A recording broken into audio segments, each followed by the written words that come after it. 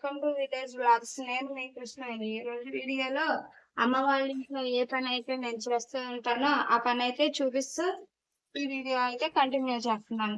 ఇక్కడైతే రాత్రి మిగిలిన అన్నం కొద్దిగా ఉంది, అదైతే ఒక గిన్నెలో పెట్టేసేసి ఈ గిన్నెలు అయితే ఇప్పుడు కడుగుదామని ఈ అన్నం కూరలు ఉన్నవి సదిరి పక్కకు పెడుతున్నాను.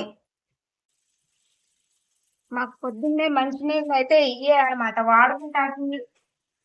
తాగటానికి కూడా ఈ నీళ్ళే వాడుకుంటాం మేము అందరం. బోర్ నుంచి నీళ్లు దేవరకోట నుంచి అయితే ఈ మంచినీరు బోర్ ద్వారా వస్తాయి. ఈ మంచినీళ్ళే వాడుకుంటారు. ఇవే తాగుతాకి అలా ఉపయోగించు. అమ్మవారి ఇంటి కాడ నీళ్ళు అయితే పొద్దున పూట ఒక్కసారి వాటర్ వస్తాయి. ఇంకా రెండో పూట వీళ్ళకి మంచినీళ్ళు అయితే ఉండవు అనమాట. అసలు పైపులే రావు. అందుకని వీళ్ళు పొద్దున పూటే పనులన్నీ చేసేసుకొని డబ్బాల నిండా తొట్టుల నిండా నీళ్ళు అయితే పట్టేసుకొని నిండా ఉంచుకోవాలి. వీళ్ళకి మళ్ళీ తెల్లారే నీళ్ళు వస్తాయి. ఒక్కొక్కసారి అయితే ఆ నీళ్ళు కూడా రావు, 2 రోజులకు ఒకసారి అట్లా వస్తాయి. ఇటువైపు అయితే వాటర్ కి కొంచెం ప్రాబ్లమే. అందుకనే నీళ్ళు వచ్చే టయాన్ని పని అంతా పూర్తి చేసేసుకోవాలని అందరూ గబగబా అయితే పనులు అయితే చేసేస్తారన్నమాట. ముగ్గైతే నేను ఈ విధంగా వేశాను. ఎలా ఉంది? మా అమ్మ వాళ్ళకి ఉదయం 6 గంటలకు నీళ్ళు అయితే వస్తాయి. వచ్చినప్పుడే పట్టేసుకోవాలి, లేకపోతే చుట్టాలు ఉన్నప్పుడైతే ఎక్కువ నీళ్ళు పడతాయి కదా, ఇబ్బందిగా ఉంటుంది. వాళ్ళ వరకు అయితే వచ్చిన వాటర్ అయితే సరిపోతాయి. రోజుకి ఒక పూటే వాటర్ ఇస్తారు, అది కూడా మళ్ళీ తెల్లారి వస్తాయి. ఉదయం 5 గంటలకి మా పల్లెటూరులోనే కాదు, అమ్మ వాళ్ళకు కూడా ఊరు కొంచెం పెద్దదైన పక్షుల అరుపులతో అలా బాగానే ఉంటుంది. ఈ రోజు టిఫిన్ గా అయితే ఉప్మా, బొంబాయి రవ్వ ఉప్మా చేద్దాం. మా అమ్మోళ్ళు అయితే టిఫిన్లు ఏమి వేయరు, హోటల్ నుంచే తెచ్చుకుంటారు. మేముంటేనే ఇలా ఇంట్లో టిఫిన్ అయితే వేస్తాము. ఈరోజు టిఫిన్ అయితే బొంబాయి రవ్వ ఉప్మా. ఇంకా పిల్లలు అయితే లెగలేదు, ఇప్పుడే ఒక్కొక్కళ్ళు లెగిసి బ్రష్ చేస్తున్నారు. ఇలా అయితే మా పనులు ఉంటాయని చూపించడానికి ఈ వీడియో అయితే తీసుకున్నాను. వేసుకొని పచ్చిమిరపకాయలు వేసుకొని కొద్దిగా మగ్గాక ఎసరు పోసి, ఈ రోజైతే మా వారు మమ్మల్ని తీసుకెళ్తాకైతే మా ఇంటికి వస్తారు. నేను వీడియోలో చూపిస్తాను. అంటే మేము వచ్చి ఒక 10 రోజులు అయ్యింది కాబట్టి ఇంకా మా ఇంటికి అయితే మేము ఈ రోజు కాదులే, ఒక రోజు ఉండేసి వెళ్తాము.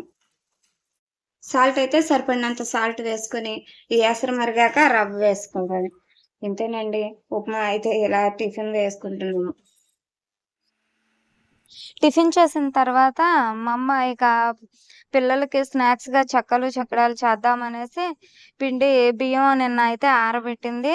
ఆ బియ్యం అయితే మిల్లుకి తీసుకెళ్ళి పిండి ఆడించుకొస్తాకి మిల్లుకి అయితే తీసుకెళ్ళింది. ఇప్పుడైతే మా అమ్మ 2 సార్లు బియ్య పిండి అయితే ఆడించుకొచ్చింది. చెక్కలకు కలుపుతున్నాము. పూట సగం పిండి బియ్య పిండి చెక్కలకు కలుపుతాను. ఇందులో ఏమేమి వేస్తానో ఇక్కడ చూపిస్తాను. చెక్కలకైతే నేను పచ్చిమిరపకాయ, అల్లం కొద్దిగా పేస్ట్ అయితే పట్టేసి కొద్దిగా ఒక 2 స్పూన్లు అయితే వేసాను.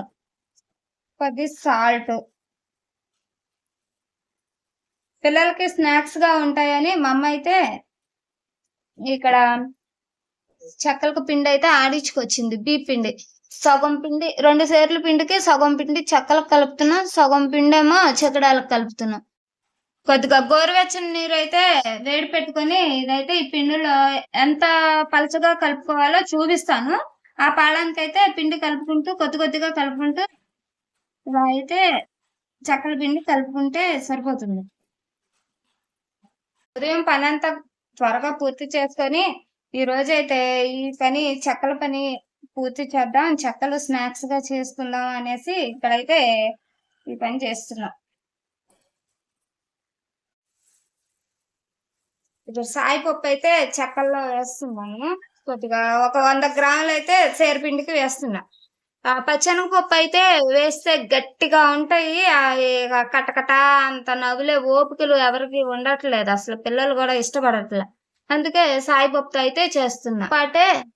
బియ్యం పిండితో పాటే సాయిపప్పు కూడా కడిగి బియ్యం ఒక పక్కన ఆరబెట్టి ఇంకో పక్కన సాయిపప్పు కూడా కడిగి ఎండబోసి ఆరబెట్టుకున్నదే ఈ పప్పు. ఇక దీన్నేమి నానబెట్టాల్సిన పని లేదు, చిన్నగానే ఉంటుంది కాబట్టి డైరెక్ట్ గా కలిపేసేసుకొని వేసేసుకోవచ్చు, బాగుంటుంది. పచ్చెనగపప్పు అయితే నానబెట్టాలి, ఒక గంట ముందే నానబెట్టుకుంటే గానీ అది వేసుకుంటే బాగుంటుంది. ఇక్కడైతే పెసరపప్పు, చెక్కల పిండిలో సాల్ట్, పెసరపప్పు, కరివేపాకు, కొద్దిగా గోరువెచ్చని వాటర్, పిండికి ఎంత పాళంగా అయితే మనం చెక్కల పిండి కలుపుకోవాలి అనుకుంటున్నామో అలాగా కలుపుకుంటూ కొద్దిగా ఆయిల్, ఇవన్నీ కలిపి ఒక పావు గంట సేపు నానబెట్టుకుని ఉంచుకుంటే పిండి చెక్కలు బాగా మంచిగా కరకరలాడుతూ బాగా వస్తాయి. ఈ విధంగా అయితే కలుపుకోవాలి మొత్తం. ఇవంతా కలిసేంత వరకు కలుపుకోవాలి. నెయ్యి ఉంటే కొద్దిగా నెయ్యి కూడా వేసుకుంటే బాగుంటుంది. కొద్దిగా నెయ్యి వేస్తున్నాము. ఇంకా ఈ విధంగా కొద్దిగా నెయ్యి వేసుకుంటే టేస్ట్ గా అయితే స్మెల్ కూడా బాగుంటుంది, రుచిగా కూడా చక్కలు వస్తాయి. ఈ విధంగా అయితే పిండి తాళం ఇలా చపాతీ పిండి లాగా కలుపుకుంటేనే మంచిగా వస్తాయి. మరి గట్టిగా కలిపేయకూడదు, మరి లూజ్ గా కూడా కలిపేయకూడదు. మనం చెక్కలు ఒత్తుకోవడానికి వీలుగా కలుపుకుంటే చెక్కలు చాలా రుచిగా అయితే వస్తాయి. ఈ విధంగా పిండి అంతా కలిపేసి ఓ పక్కన పెట్టుకుంటే కాసేపు నానిన తర్వాత ఈ చెక్కల ప్రాసెస్ ఈ విధంగా పిండి కలుపుకొని చెక్కలు నూనెలో ఫ్రై చేసుకుంటే చాలా రుచిగా, టేస్టీగా కూడా, క్రిస్పీగా కూడా ఉంటాయి. ఇంతేనండి ఈ వీడియో. ఉంటాను. నమస్తే.